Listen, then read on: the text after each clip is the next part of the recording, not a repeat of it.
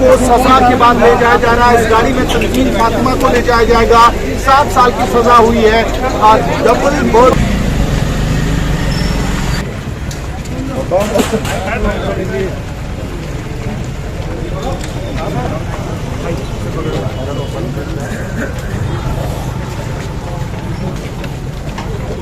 इंसाफ में और फैसले में फर्क होता है। ये फैसला हुआ, विचार करेंगे, हमारे वकील लोग करेंगे विचार इस पर। कल से ही पूरे शहर को मालूम था, आपके छोटे चैनल्स पर चलने लगा था कितनी सजा होनी है। क्या कहें इससे ज़्यादा, ये भी मालूम था कितनी सजा होनी है, कल से मालूम था। चल भी रहा था, अब आपने जजमेंट देख लिया होगा, हमें आज पता चला। आप देख रहे हैं देश लाइव, देश की आवाज। अस्सलाम वालेकुम, आदाब, नमस्कार, सत श्री अकाल। देश लाइव में आपका स्वागत है। मैं हूं सहल कुरैशी। दोस्तों, ये आपने सुना, इंसाफ नहीं हुआ है, फैसला सुनाया गया है। ये कहना है आजम खान का। ये वो आजम खान है जो एक वक्त उत्तर प्रदेश के सबसे बड़े मुस्लिम नेता माने जाते थे। समाजवादी पार्टी के कद्दावर नेताओं में इनकी गिनती हुआ करती थी।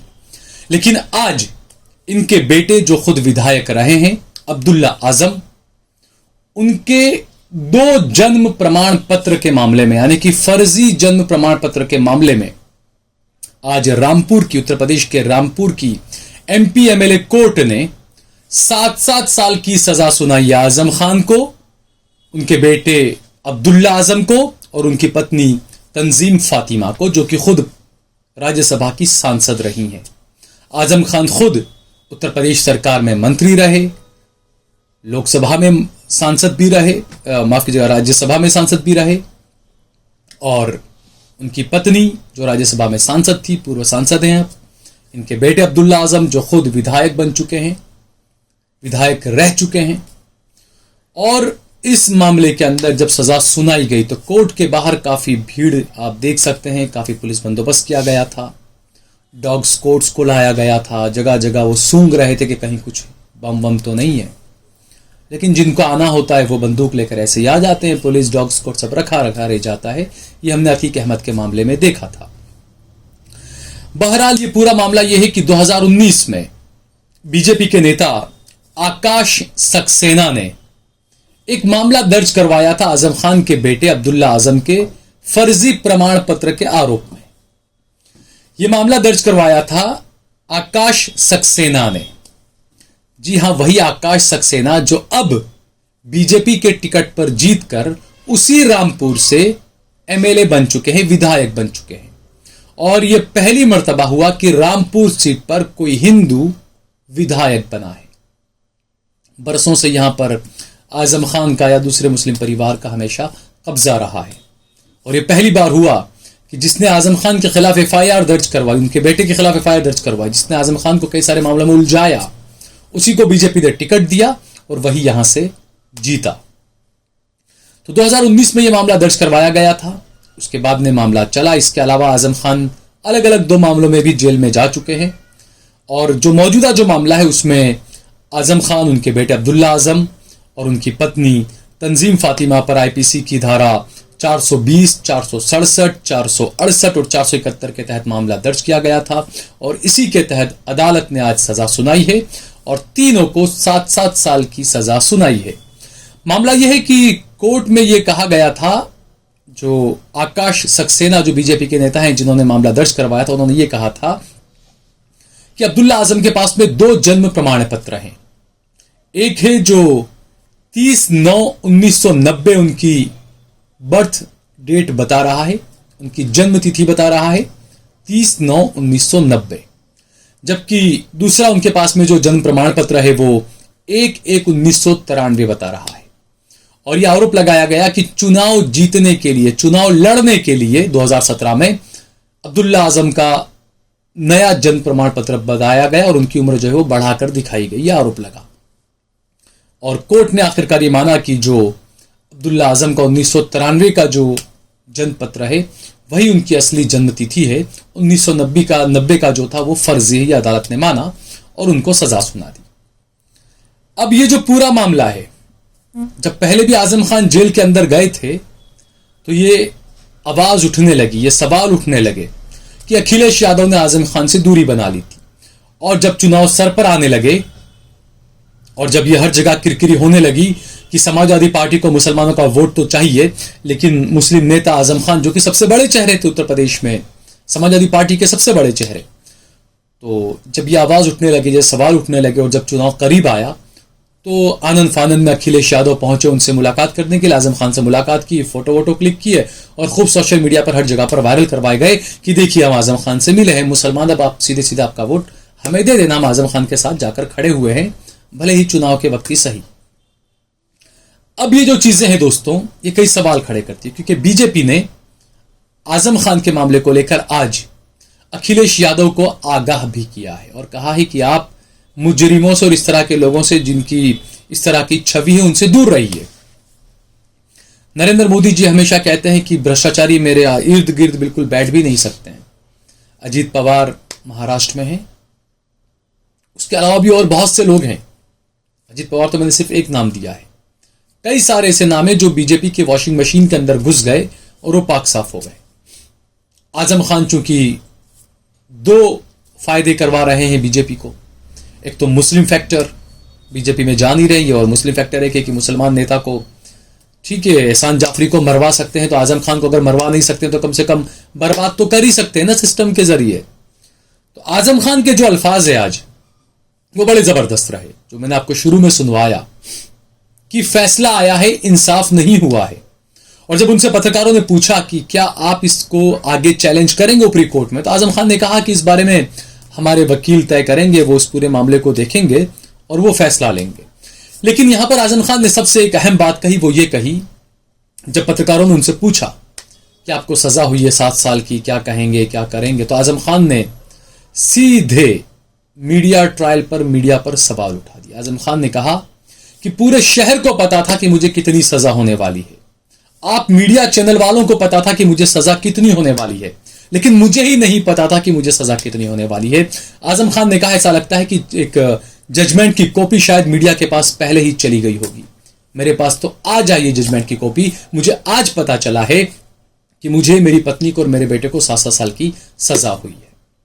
ये काफी गंभीर सवाल आजम खान ने उठाया और आप खुद ये इस बात की क्रोनोलॉजी को समझिए कि जिस बीजेपी के नेता आकाश सक्सेना ने आजम खान के खिलाफ मामला दर्ज करवाया, वही आकाश सक्सेना बाद में बीजेपी का उम्मीदवार बना और आजम खान की सीट पर वो लड़कर बीजेपी के टिकट से उपचुनाव में जीता और विधायक बन गया।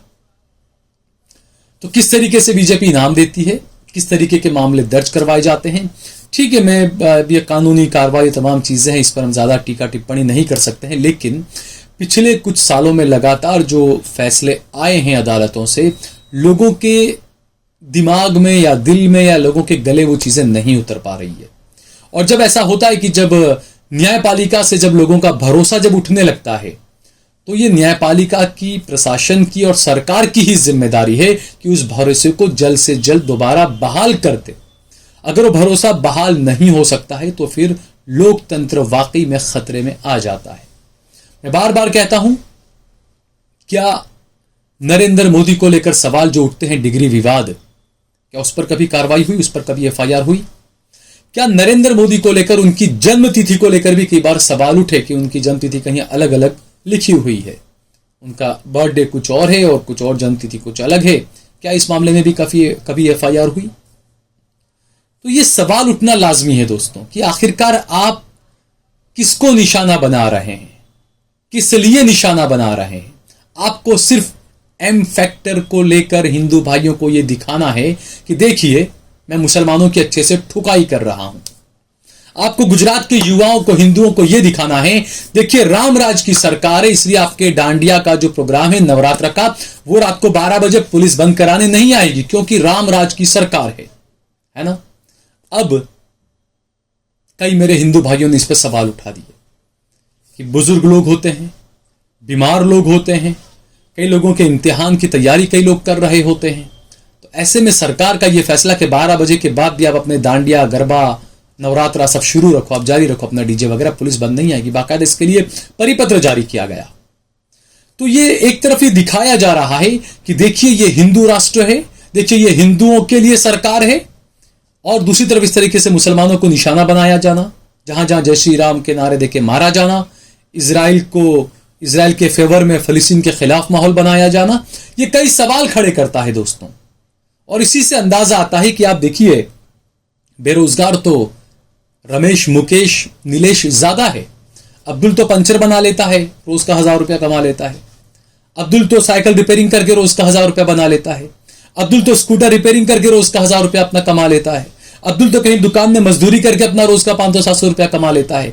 लेकिन जो ये रमेश, मुकेश, नीलेश जो लोग हैं ना, जिनके पापा को सरकारी उससे रिटायर किया गया, फिर पेंशन भी नहीं मिला, वो भी कई चीजें चल रही है, केस मामले चल रहे हैं।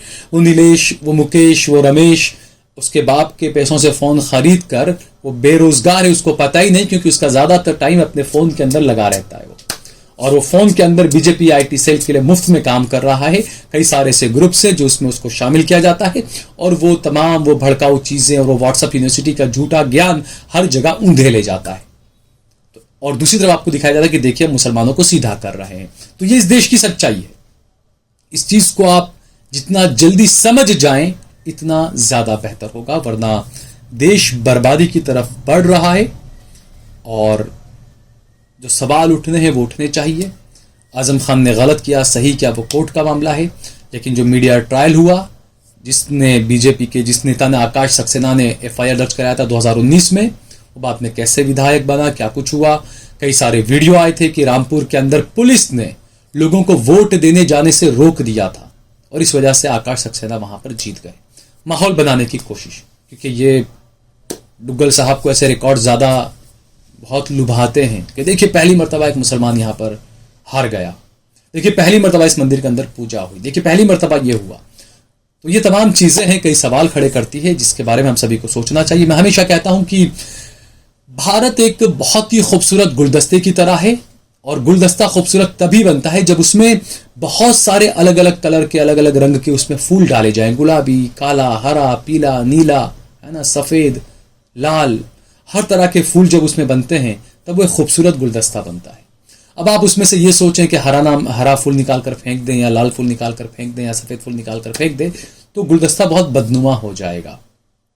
तो मैं बस यही कहूंगा कि इस अच्छे एक भारत, श्रेष्ठ भारत, नेक भारत की बात करें, इस खूबसूरत गुलदस्ते को बिगाड़ने की कोशिश न करें, और अगर कोई बिगाड़ रहा है तो उसको रोकने की कोशिश करें। अगर आपको ये वीडियो पसंद आया हो तो इस पर कमेंट करें, इसे लाइक करें, इसे ज़्यादा से ज़्यादा शेयर करें। अगर आपने हमारा चैनल सब्सक्राइब न किया हो तो हमारे चैनल को ज़रूर सब्सक्राइब करें।